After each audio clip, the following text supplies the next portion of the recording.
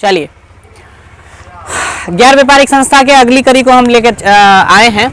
आज हम लोग चर्चा करेंगे उसके वित्तीय विवरण के बारे में। देखिए, जितना भी लेन देन होता है उसका हिसाब रखना जरूरी होता है, सभी हिसाब रखते हैं। आपने हिसाब रखने में व्यापारिक संस्था का 11वीं में किया है क्या? जर्नल बनाना, लेजर बनाना, उसका ट्रायल बैलेंस बनाना और फाइनल अकाउंट में आपने ये बनाया है balance sheet, profit and loss account और ट्रेडिंग अकाउंट। वो हिसाब किताब ही है, लेखा जोखा। बैंक जो लेन देन रोज करती है उसका लेखा जोखा रखती है ना, आज इतना डेबिट हुआ, इतना क्रेडिट हुआ ओवरऑल, जिसमें फलना फलना के खाते में XYZ के खाते में इतना जमा हुआ, XYZ ने इतना निकाला, निकासी किया, विड्रॉल किया। तो उसी प्रकार हर एक संस्था को हिसाब किताब रखना जरूरी होता है। अब कहिएगा कि NGO है, इसको कमाना धमाना तो है नहीं, तो हिसाब कैसे रखेगा? तो इसका एक छोटा सा आप उदाहरण से समझ लीजिए। आपकी आमदनी है 1000 रुपया, आप बेतुके आप खर्च किए जा रहे हैं। पता चलेगा 1 महीने का खर्चा आपको 1000 करना था, 10 दिन में आपने कर दिया, उसके बाद तो क्या करना पड़ेगा? बजट बना के चलना पड़ेगा। आप खर्चा उस हिसाब से करेंगे जिस हिसाब से आपकी आमदनी है। तो इसकी भी आमदनी तो ऐसा नहीं है कि अनलिमिटेड आमदनी है। लोग दान दे रहे हैं, चंदा दे रहे हैं, कोई अपना मेंबरशिप दे रहा है, फी दे रहा है, तो कहने का वो भी लिमिट है। तो उसका खर्चा आपको उसका हिसाब किताब रखना होगा। और सबसे बड़ी बात कि अगर आप NGO चलाते हैं, आप NPO चलाते हैं, ट्रस्ट चलाते हैं, कोई संस्थान चलाते हैं, तो उसका हिसाब किताब भी आपको सरकार को दिखाना होता है। भले आप टैक्स पे हो कि नहीं, वो तो इनकम टैक्स या अन्य टैक्स के शर्त पर निर्भर करता है, लेकिन हिसाब आपको रखना होगा, ऑडिट आपको कराना होगा कि कहीं आप गड़बड़ घोटाला तो नहीं कर रहे हैं।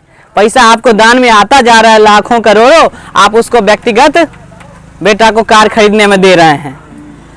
तो क्योंकि संस्थान तो रन करेगा कोई व्यक्ति, उसका सेक्रेटरी होगा, उसका मेंबर होगा, उसका अध्यक्ष, सचिव और कोषाध्यक्ष वगैरह आप सुने होंगे होगा, तो वो व्यक्तिगत रूप से तो कोई खर्चा नहीं ना कर सकता हो, तो उसके लिए उसको हिसाब देखना पड़ेगा। तो उसके लिए वो 3 खाता तैयार करता है। पहला है प्राप्ति और भुगतान खाता, रिसिप्ट एंड पेमेंट। नाम से ही है, रिसिप्ट एंड पेमेंट, जो भी मिला रिसिप्ट, जो भी दिया पेमेंट। अब पिछला साल का था कि अगला साल का था कि वर्तमान साल का था, उससे कोई मतलब नहीं। हमको मतलब है जितना मिला सब रिसिप्ट, वो चाहे कैपिटल हो, कैपिटल रेवेन्यू हो, उसको पूंजीगत कहते हैं, ठीक है, या रेवेन्यू हो, मतलब पूंजीगत हो, आयगत हो, उससे कोई मतलब नहीं। जो भी मिला आपको नगद सब रिसिप्ट, जो भी दिए आप पेमेंट सब पेमेंट इसमें लिखना है, आयगत और पूंजीगत सभी। तो इससे आपको पता चलेगा आपके पास कितना आया, दान चंदा, कुछ बेचे, कुछ खरीदे, जो भी है, कितना दिए, कितना किसको दिए, कितना आया, सब पता चल गया, कितना दिए, कितना बचा। तो लास्ट में आपको पता चलेगा कि आपके संस्थान में इतना पैसा बचल है।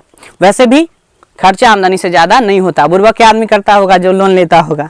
नहीं, तो खर्चा आमदनी से ज्यादा नहीं होता है। तो NPO भी क्या करेगा? खर्चा आमदनी से ज्यादा नहीं करेगा, कुछ ना कुछ बचाएगा। तो बचाएगा उसको हम कहेंगे रोकड़ शेष, उसको हम कहेंगे रोकड़ शेष, कैश का बैलेंस। ये हमको क्या बताएगा? कैश का बैलेंस बताएगा, भले ही वह 1 रुपया क्यों ना हो, ये हमको बता रहा कि हमको कितना मिला था, हमने कितना खर्चा किया, लास्ट में वर्ष के अंत में क्या रुपया, क्या हजार, क्या लाख, क्या करोड़ है। बालाजी ट्रस्ट का ले लो, नहीं श्री साईं ट्रस्ट का ले लो, उसका तो अरबों में आता होगा ना बैलेंस, क्योंकि उसकी आमदनी बहुत ज्यादा है, वहां लोग बहुत ज्यादा मतलब देते हैं। उसके बाद दूसरा वो बनाता है इनकम और एक्सपेंडिचर। अब इसमें थोड़ा सा अंतर है, इसमें कैश का रिलेशन है सर, इसीलिए इसको कहा जाता है रियल अकाउंट। इसको ध्यान रखिएगा। कैश क्या है? संपत्ति है। 3 गो अकाउंट पढ़े होंगे 11वीं में, personal, real, nominal. Real means asset, cash आपका एसेट है, इसीलिए प्राप्ति और भुगतान खाता को हम रियल अकाउंट कहते हैं। वास्तविक खाता, प्राप्ति और भुगतान खाता कौन खाता है? वास्तविक खाता। चलिए, और इसमें आय और व्यय की बात होगी। अब अंतर है, रिसिप्ट और पेमेंट में हमने कहा पूंजीगत आयगत दोनों प्रकृति की। आय और व्यय खाता में केवल आयगत प्रकृति की होगी, आयगत प्रकृति के। आयगत पूंजीगत क्लियर है आप लोगों का? आगे मैं प्रयास करूंगा क्लियर करने का। फिलहाल आप ये मतलब याद रखिए कि आय व्यय खाता में केवल आयगत प्रकृति का आय और व्यय को लिखेंगे, और ये जो बताएगा वो हमको प्रॉफिट लॉस तो होता नहीं है, वो बताएगा प्रॉफिट एंड लॉस अकाउंट, जो हम बनाते हैं किसके लिए, व्यापारिक संस्था के लिए, जो लाभ कमाता है, ये लाभ तो कमाता नहीं है, तो ये जो बताएगा वो बताएगा सरप्लस, सरप्लस या डिफिसिट बताएगा। हिंदी में इसको अधिशेष कहते हैं, अधिशेष या कमी। ठीक है, ये हमारा आय व्यय खाता क्या बताएगा, सरप्लस और डिफिसिट को बताएगा। और यह एक नॉमिनल अकाउंट है, नॉमिनल अकाउंट।